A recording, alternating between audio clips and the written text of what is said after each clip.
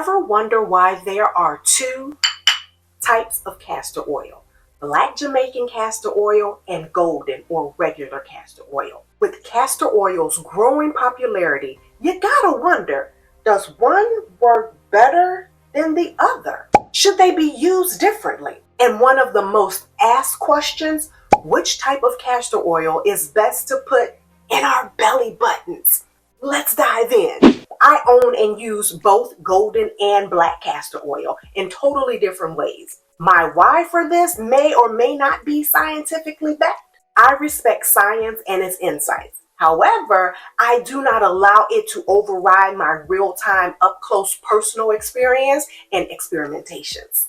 A very glaring difference right up front between black castor oil and golden castor oil is how each oil is processed. Black castor oil, also known as black Jamaican castor oil, goes through a process where the castor beans are roasted before the oil is pressed out of the bean, giving it a dark, thick color profile. Unlike golden castor oil, you know what? For today, we're just going to call it regular castor oil. This type of castor oil is simply pressed in its natural state to extract the oil without the roasting process of the Jamaican black kind. I believe that method is why it is considered cold pressed and why it has a lighter color and texture profile.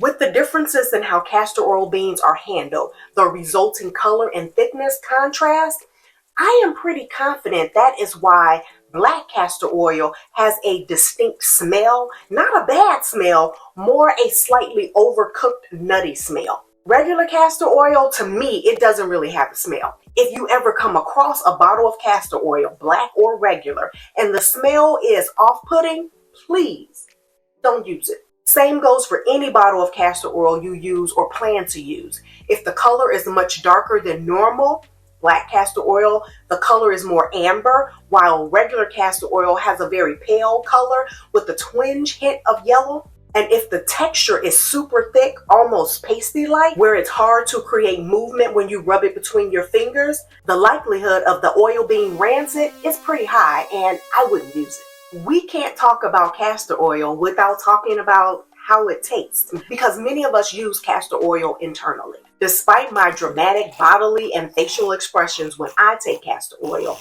taste-wise, castor oil has a relatively mild taste.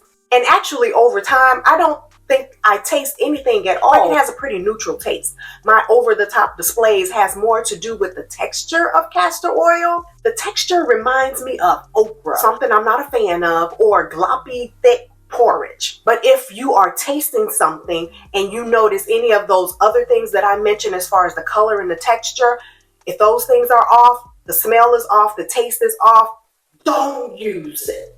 Both regular and black castor oil have been given a scientific thumbs up for its benefits when it comes to reducing inflammation, for hair health, for skin care, to soften and to moisturize. The reasons I use two different types of castor oil is I seem to notice each one working differently. For example, to regrow a balding patch that cropped up right when I turned 40, it was right over here, and to maintain the health of that new growth, I tended to use and see more favorable results when I used black Jamaican castor oil. My older son, he developed eczema patches in the bend of his elbow, and it looked horrible. Oh my goodness. The area was so dry and visibly inflamed.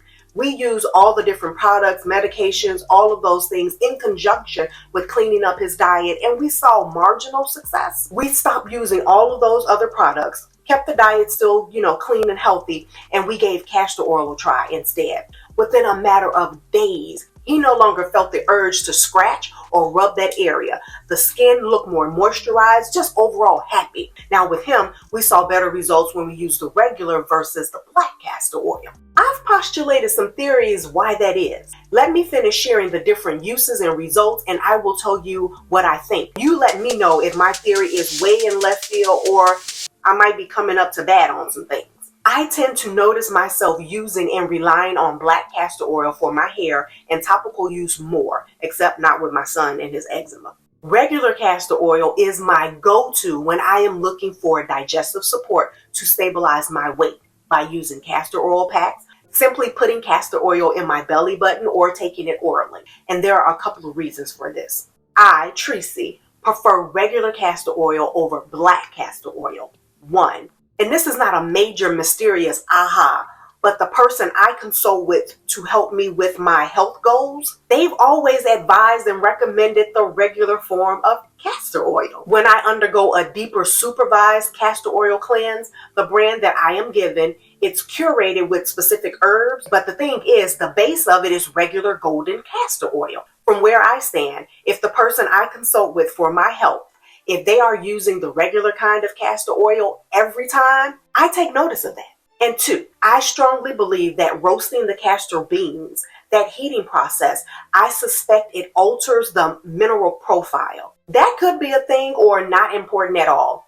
Yet I am pretty convinced that when roasted castor oil beans are pressed, those roasted material fragments, they may or may not be entirely filtered out. This is what I'm not 100% confident of: introducing roasted residue particles into my liver and digestive system. What do you think?